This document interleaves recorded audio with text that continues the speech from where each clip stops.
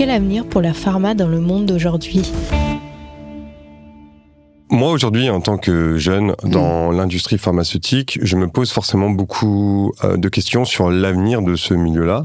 Comme tu le sais, il y a énormément de rebondissements. On peut parler aussi récemment de l'impact d'un président comme Donald Trump sur l'industrie pharmaceutique.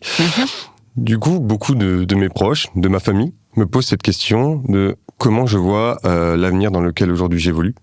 Est-ce que c'est un avenir plutôt radieux ou c'est un avenir qui va extrêmement être chamboulé par différentes choses? Nienke, quel est ton point de vue là-dessus? Je pense que ça va forcément être chamboulé. C'est un nouveau mot pour moi aussi, mais je pense que je comprends ce que ça veut dire. Ça va changer beaucoup. Ça va être intense. Et je pense que tous ceux qui travaillent dans la santé tout court vont avoir un parcours intense. Parce qu'on vit dans un monde où les dépenses de chaque pays liées aux santé croient plus vite que les PIB. Donc déjà, ça demande des arbitrages difficiles. Au moment où ici, déjà plein des arbitrages, bien sûr, on va vers, par exemple, de la défense, quand on regarde la situation actuelle en Europe, c'est nécessaire aussi. Donc si on a deux pistes d'investissement qui grandent énormes, les autres choses ne peuvent pas être faites. C'est difficile. Donc, ça demande des choix difficiles de tous ceux qui travaillent dans la santé tout court, donc aussi l'industrie pharmaceutique. Cette situation s'aggrave, comme tu dis, liée aux situations géopolitiques. Et là, je dis le mot aggrave, mais peut-être c'est pas le bon mot. Ça nous force aussi de repenser comment on donne la valeur. Peut-être c'est pas si mal que ça. Ça force tous les pays de se poser les questions. Comment c'est important la santé? Comment c'est important en laboratoire? Comment c'est important d'avoir une compétitivité dans la santé au niveau français, au niveau européen, au niveau monde? Ça, ce sont des questions importantes à poser. Peut-être on ne s'est pas posé cette question si fréquemment qu'aurait été optimal. Donc là, on n'a pas de choix. On doit se poser des questions et on doit se réinventer. Parce que je pense, là, vraiment, on doit se réinventer. Et ça, c'est pas que lié aux géopolitiques, c'est pas que lié au fait que les dépenses de santé croient plus fort que ça, mais c'est aussi lié, par exemple, à toutes les nouvelles technologies, etc., qui vont changer la façon dans laquelle les soins vont être délivrés, toute la santé va être organisée. Donc tout ça ensemble fait qu'on doit changer. Là-dedans, je crois que, j'en suis intimement convaincu, l'industrie pharmaceutique a sa place. Regarde comment aussi la survie des patients a pu croître la dernière décade grâce à l'innovation pharmaceutique. On ne va pas mettre ça de côté. C'est vrai. On ne va pas mettre ça de côté. Il y a énormément de progrès thérapeutiques qui étaient faits et on a besoin de ça. Parce que c'est aussi un levier d'efficience. Au-delà, les leviers de santé, donc pour des patients, c'est aussi un levier d'efficience. On a besoin de ça, notamment dans ces circonstances-là. La façon dans laquelle on va y arriver, là, ça, c'est les questions. Et là, il y a aussi les différentes parties prenantes qui ont des différentes réponses. Donc là, c'est aussi important de se poser des questions, mais d'en parler ensemble, avec toutes les parties prenantes. Non seulement dans le laboratoire pharmaceutique, mais dans le système de santé, dans sa totalité, pour voir comment on peut construire, contribuer à un système de santé plus pérenne où toute la valeur donnée par l'innovation thérapeutique, le progrès thérapeutique, peut être mis en avantage pour des patients dès qu'ils en ont besoin. Et ça, c'est une question très importante à poser. Donc, c'est la bonne question. On a besoin de l'industrie pharmaceutique pour la répondre, mais pas que, aussi les autres parties prenantes dans la santé.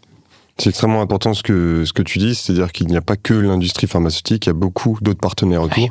Est-ce que tu penses qu'aujourd'hui, les discussions avec toutes ces parties prenantes, est-ce une discussion optimale ou est-ce qu'on peut arranger encore les choses? Je pense là, c'est bien à dire qu'on peut encore arranger les choses parce qu'on n'a pas forcément même le dialogue. Donc on est loin de dire que le dialogue est optimal. Et on est aussi dans ces situations, notamment en France, aussi difficiles. Tout le monde comprend que le déficit budgétaire qu'on vit, ça doit être résolu. C'est logique. C'est une responsabilité de chacun dans ce pays. Mais encore une fois, moi, je suis intimement convaincu que dès qu'on se parle, dès qu'on partage un objectif, et je pense qu'on partage les mêmes objectifs, ce système de santé pérenne au bénéfice des patients, au bénéfice des sociétés, ben on a des différentes façons pour pouvoir avancer. On a des différentes approches, on peut dire, qu'on pense que sont les meilleures. On doit les partager. On doit partager aussi non seulement ce qu'on souhaite obtenir, mais aussi le risque pour y arriver. Et là, il faut effectivement ce dialogue qu'on doit on doit améliorer, je pense. Et mais là aussi, on peut faire le premier pas. Hein. Déjà de dire qu'on est ouvert pour cela, mais aussi montrer des exemples pour lesquels on peut créer des efficiences, on peut augmenter l'efficacité et d'être très clair sur ça. Pas pour faire les pubs, pour montrer qu'on est sérieux. On veut y contribuer. Et je pense qu'au fur et à mesure, très lentement, comme on dit au néerlandais aussi, la confiance, ça arrive à pied et ça départ en cheval. Juste pour dire que ça prend du temps à créer et ça peut être cassé très vite, mais on doit se prendre ce temps, ce marathon à petits pas pour créer la confiance qui est nécessaire pour y arriver ensemble. Moi, effectivement, quand tu décris tout ça, ça me parle, puisque je pense qu'aujourd'hui, je suis à la bonne place, justement, pour moi aussi apporter ma pierre et faire évoluer tout ça, avec toujours un objectif patient, qui est l'essence même de pourquoi moi, j'ai choisi de faire ce métier-là. Mais comme tu le sais, on est parfois entouré de personnes qui ne sont pas toujours dans l'industrie pharmaceutique, et parfois, discuter avec eux peut être un peu compliqué. En tout cas, on doit justifier notre positionnement en disant pourquoi moi j'ai choisi de travailler dans l'industrie pharmaceutique qui a parfois cette image de grand méchant, malheureusement. Pour toi, comment on peut regagner un peu cette confiance entre les personnes qui ne font pas forcément partie de cet univers et l'industrie pharmaceutique ? Ça dépend. Il y a des gens avec lesquels on ne peut pas parler, pour lesquels la porte reste fermée. Dans ces cas-là, c'est plutôt une stratégie d'allié qui a la confiance de ces personnes, mais qui comprend suffisamment bien l'enjeu, mais aussi la réponse que peut donner l'industrie pharmaceutique et qui a aussi la confiance des autres parties qui maintenant ne veulent pas savoir ça encore. Donc soit on le fait en direct, en mettant en avant ce qu'on fait. Parce que je pense qu'il y a beaucoup qui est fait, qui n'est pas connu. Bien sûr. Je suis entièrement d'accord. Et ça, c'est dommage. Mais ça veut dire aussi, peut-être on n'a pas communiqué suffisamment bien. Peut-être on n'a pas communiqué dans les bons canaux. On doit se challenger nous-mêmes là-dessus aussi. Donc, on peut pas arrêter à répondre à ces questions. On doit les faire avec tous les différents canaux, avec tous les différents exemples, avec tous les différents parties prenantes au sein de l'industrie pharmaceutique, avec tous les autres. Et avec quelques-uns, ça va marcher. Avec quelques-uns, ça va via quelqu'un d'autre. La seule chose qui c'est que ça va durer longtemps, on ne peut pas relâcher. Donc c'est un objectif à atteindre à longue haleine, ce qui est nécessaire. Et là, de mettre en avant justement les bénéfices qui ont pu être apportés aux Français grâce à Progrès Thérapeutique, je pense que ça, c'est clé là-dedans, et la façon dans laquelle ça s'est fait. Parce que là, c'est indéniable. Comme on vient de dire, la survie qui a augmenté, la qualité de vie qui a augmenté, moins de douleurs, moins de chutes dans plein de maladies, on ne peut pas mettre ça de côté. On ne peut pas. On ne peut pas. Donc, gardons ça en tête pour avoir l'énergie pour faire ce parcours à longue haleine, soit directement nous-mêmes, soit avec ceux qui nous sont proches pour, étape par étape, y arriver. Ouais, donc finalement, c'est comme partout, réussir à bien communiquer avec ces personnes-là et mettre en avant ce qui a pu être fait de très positif aussi dans cette industrie.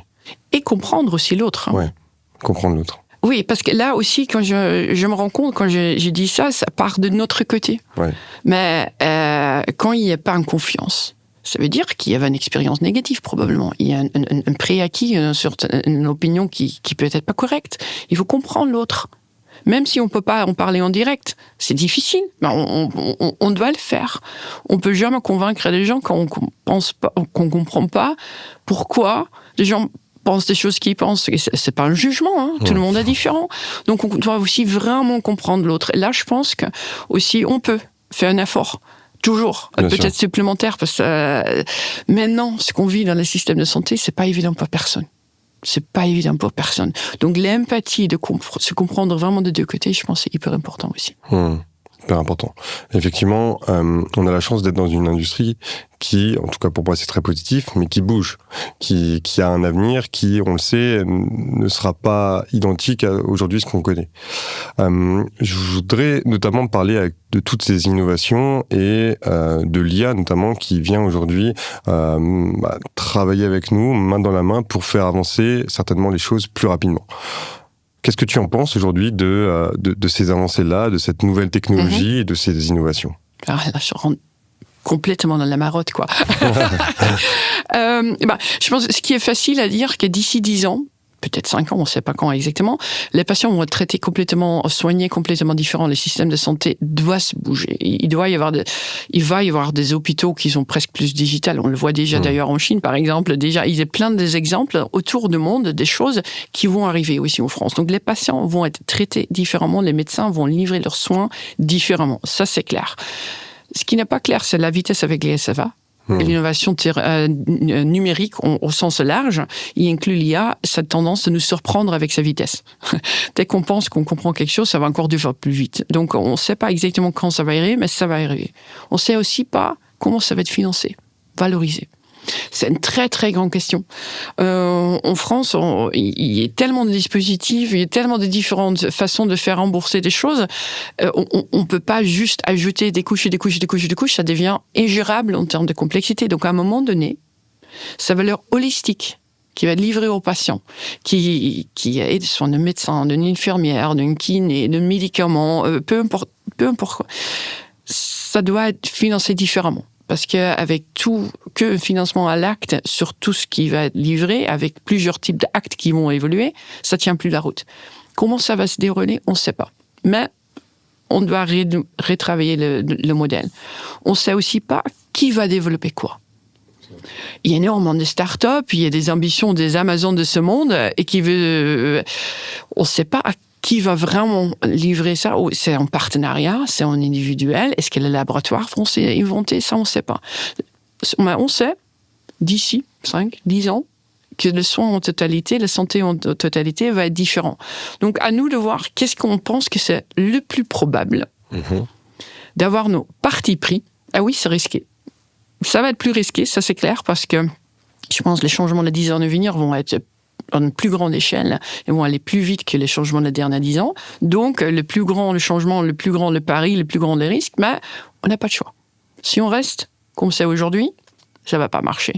Donc, on doit faire notre rétro-planning basé sur des assumptions qu'on peut plus ou moins comprendre et avancer dans un certain sens avec des moments pour pivoter, si nécessaire, pour justement contribuer à un système de santé plus pérenne. On ne va pas le créer comme industriel tout court à nous-mêmes, bien sûr que non. Mais on a l'ambition et on a la responsabilité d'y contribuer. Donc là encore, il faut finalement discuter avec les parties prenantes. Est-ce que tu penses que la France, justement, est en bonne position pour avoir cette évolution? Je prends un exemple assez simple. Je sais que lorsqu'on regarde certaines thérapies comme les DTX, qui sont parfois très bien remboursés dans certains pays, comme en Allemagne, on sait qu'en France, on est un petit peu plus à la traîne là-dessus. Est-ce que tu penses que, justement, on est en bonne position pour évoluer dans cette innovation-là? Il y a 2 côtés de ces réponses. En termes d'ambition et compréhension que le rôle que ça va jouer, je pense que la France est bien partie. Plan d'innovation santé 2030, il y a plein de dispositifs Pécan, l'article 51, il y a plein de choses qui ont été décrites, qui ont été exprimées comme ambition, qui incluent bien cette notion digitale. L'exécution, ça prend plus de temps. Je pense qu'on peut gagner en efficience dans tous les différents dispositifs qu'on a. C'est pas le secret le plus caché du monde que la France est assez réglementée. C'est un niveau de complexité qui est au moins plus haute que dans les autres pays j'ai pu travailler. Ça freine. Ça freine. Et ça réduit aussi la possibilité de vraiment piloter. Comme on vient de dire, l'innovation dans les laboratoires pharmaceutiques, on veut bien avancer. On veut bien piloter. Moi, dans ces cas-là, quand on pilote quelque chose, on veut en apprendre des choses pour bénéfice de tous les pays où on est actif. Donc aussi, un laboratoire, dans ces cas-là, va probablement piloter dans un pays où c'est plus facile pour apprendre plus vite, pour après élargir l'offre. Là, la France est pas les mieux placés en ce moment en termes de compétitivité liée non seulement à toutes les discussions prix, mais aussi au niveau de complexité. C'est complexe, effectivement. Mais l'ambition est là. Donc, si on revient à un côté positif, je reste optimiste. On a ces ambitions, on a cette compréhension. Comment on peut proposer aussi des choses pour faciliter les choses? Comment on dialogue? On peut dire, peut-être on ne va pas changer les systèmes d'une façon ou l'autre overnight, comment dire, ou on peut faire un petit pilote pour faire sa preuve. Je pense qu'on doit faire ça. C'est aussi notre responsabilité là de proposer des choses pour pouvoir avancer. Donc on a totalement la responsabilité en tant qu'industriel de ce mouvement-là, de cet avenir-là. pas que nous, mais aussi nous, pour justement dire les ambitions qui sont là en France, de contribuer à les réaliser, parce qu'ils sont là, malgré le fait que c'est un peu compliqué effectivement en ce moment. Je vois. Et moi, tu penses comment, à mon échelle, je peux commencer justement à préparer cet avenir-là? D'avoir une approche. Quand tu travailles dans l'obésité, là, c'est un grand sujet, avec un impact sociétal énorme. Mais les petits pas, c'est difficile de faire bouger ça aussi. Je pense que ce qui est toujours, mais aussi là, c'est très personnel. J'aime bien, moi aussi, en inspirant les gens, montrer ce qui pourrait être possible dans un monde idéal. Rêvons-nous. Et basé sur cela, dans ce cas-là, avoir un rétroplanning plus réaliste. Ok, si on veut arriver là, ça peut être dans 10 ans, mais qu'est-ce qu'on peut faire aujourd'hui pour que l'action qu'on mène demain, après-demain, se rende dans un parcours pour y arriver? Parce que ça va être une longue trajectoire. De temps en temps, les gens perdent d'énergie tout au long de cette trajectoire. Mais d'avoir une vision commune, de pouvoir inclure ces objectifs très très grands dans un premier pas là, ça aide, ça donne l'énergie. Et comme ça, tu vois, tu peux énergiser les gens autour de toi, tu peux convaincre des gens dans ton laboratoire, dans le dialogue avec les parties prenantes à l'extérieur. Tu peux montrer, ça c'est une façon dans laquelle, moi par exemple, je veux prendre ma responsabilité, je veux contribuer à ça. Je sais que j'y arriverai jamais seul, mais moi, ça, c'est ce que je peux faire aujourd'hui et je vais le faire. Qu'est-ce que vous pensez que je pourrais faire comme deuxième étape? Comment on peut construire pour y aller là? Et de mettre ça en avant, cette vision très ambitieuse. Et comment un premier pas rentre là-dedans? Même si ça semble petit, je peux facilement le faire. Et ça va, quand je t'ai bien compris, ça va coller avec tes valeurs personnelles, la vision pour laquelle tu travailles dans cette industrie, et ça va aussi crédibiliser. Pour, au fur et à mesure, pouvoir faire des choses à une plus grande échelle, qui va t'aider à y arriver encore plus vite. Donc d'abord des objectifs à court terme atteignables, avec une vision long terme, plus lointaine finalement. Oui, je commence même avec cette vision long terme. D'accord. Ouais, vraiment, on commence par cela. Je vois de temps en temps les gens, quand ils commencent avec des choses court terme, c'est limite. Ouais, c'est limite. Et c'est limite, quand on regarde ce qui est possible demain, on ne prend pas en compte ce qui pourrait être. Et de oser penser si grand. Et peu importe quand les gens te disent tu es naïf, peu importe quand les gens disent on va jamais y arriver, peut-être on va pas arriver là. Mais si l'intention de cet objectif qui est si grand a du sens, même si on arrive à un autre endroit, mais selon cet objectif si ambitieux qui a du sens, on arrive à quelque chose qui est quelque part qui est bien. Or, quand on parle de possibilités d'aujourd'hui, surtout dans le contexte actuel, très souvent on se auto-limite. Ça sera des patients ont besoin de plus. La société a besoin de plus. Et je pense qu'on va rester dans le contexte mentoring, ça va te permettre de cranter aussi. Tu vas te challenger dans ce cas-là, de penser encore plus big, et ça va que cranter ton leadership, quoi. Ok, super. Moi, je vais penser encore plus grand. À suivre.